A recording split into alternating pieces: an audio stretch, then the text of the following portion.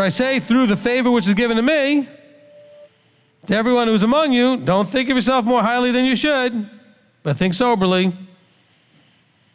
So what does thinking more highly than you should look like? I don't know, when you usurp authority because you think you know better or smarter. When you go in and correct the teachers in an arrogant or where you step over their authority instead of like humbly submitting something to them. It doesn't mean the teachers are never wrong.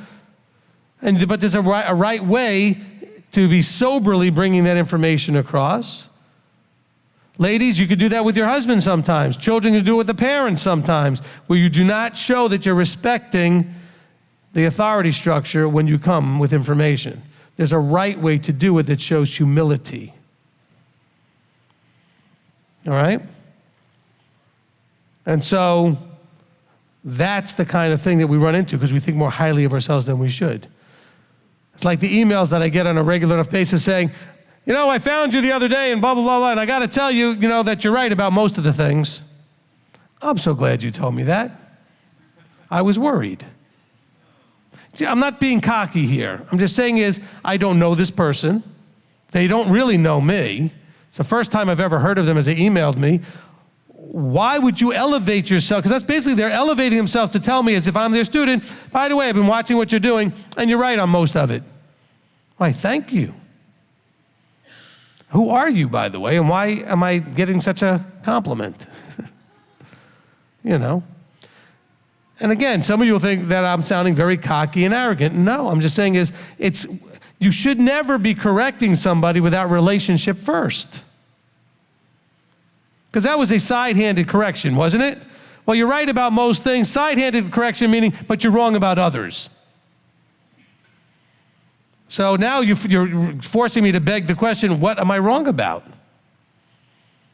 And if I'm going to ask that question, why am I asking that of you? What qualifies you? I don't know you.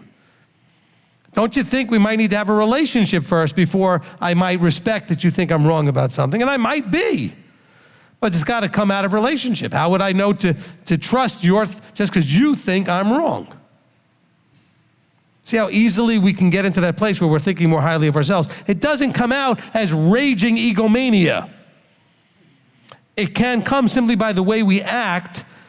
By default, it's demonstrating an inappropriate ranking or level of authority based on the way the thing was handled. Wives, you have a lot of times a problem with your husbands jumping into either boss mode or mother mode. Your husband probably already has one of each, doesn't need two. I'm just saying, but that's how this can happen. Children, teenagers are in the room today. You're talking to your parents, it's going to be the same thing where you start talking to them as if they're no longer the authority. There's a usurping going on.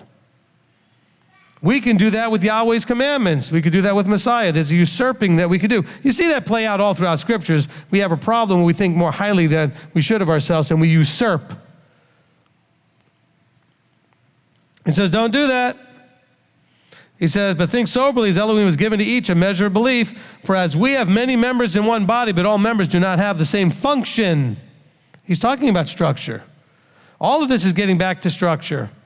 Because what was happening with this fighting between the Jew and the Gentile in Rome, there was a lot of disrespect clearly going on with respect to authority.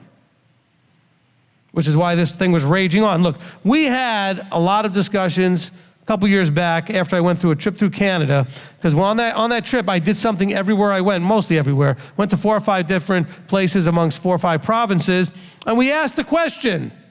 And the question was, what is wrong with the body?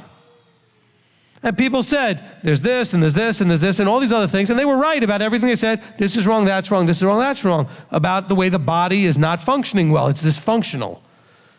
And then I asked the more important question. Why is this stuff happening? Why is this going on in the body? And there was only one answer, and it's the right answer. Because the structure is not in place to make it stop.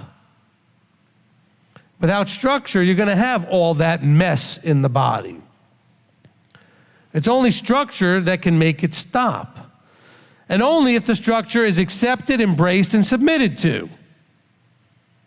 Otherwise, it doesn't stop. People come to me all the time saying, why do you let this happen? Why do you let that happen? I said, I can't do anything if they don't submit to the structure, and that's not forced. It's voluntary for now.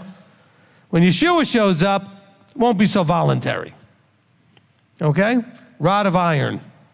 I think he's planning to use it on a few. It might be you. Might be me. Okay, we got to own your own stuff.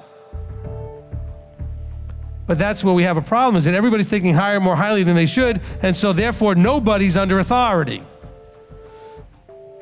Because you have to think like the mind of Messiah, that you will humble yourself, empty yourself to come under a structure.